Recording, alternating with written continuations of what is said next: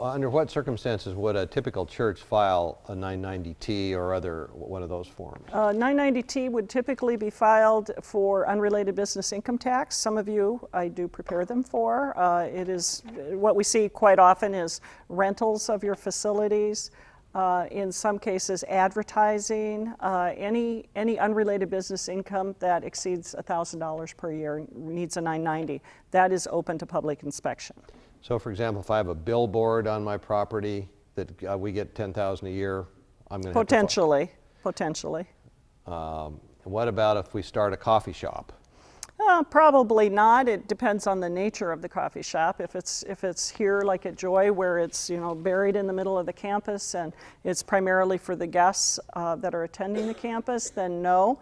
If it's on the corner and it's got a Starbucks logo, yes, it's going to be subject to unrelated business income tax. And then that tax return is subject to disclosure. And what if we just rent our property to the Red Cross 5 nights a week and we get $20,000 a year from rental of our facilities? Likely that's not going to be subject. It is initially all rents are subject, but there are exclusions, and if 15% of the use of your property is in rental activities, if it's less than 15%, then you're exempted. So there's a lot of rules with unrelated. We could spend all day talking about that, but just be aware that that 990T, although it looks like a corporate tax return, is subject to inspection. They're not going to see a lot on it because there's not salaries and officers. There's not a lot of information that they're going to find horribly interesting, but it is subject to inspection.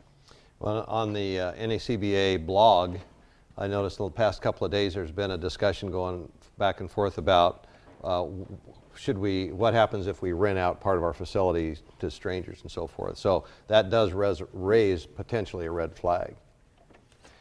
So the next category of creation of rights for the general public to take a peek at your financial information are those rights arising under the federal securities laws or state securities laws if you issue securities. We talked about that. The publicly disclosed documents, which are listed on the Arizona Corporation Commission website. The publicly disclosed documents listed on the Arizona Secretary of State's website. And Monica, would you tell us a little bit about the filings with the Secretary of State's office in Arizona? In Arizona, anyone who solicits contributions, and that includes passing an offering plate, is required to register with the Secretary of State before soliciting and every year annually in September thereafter. You can go to the website and you can see if a charity has registered.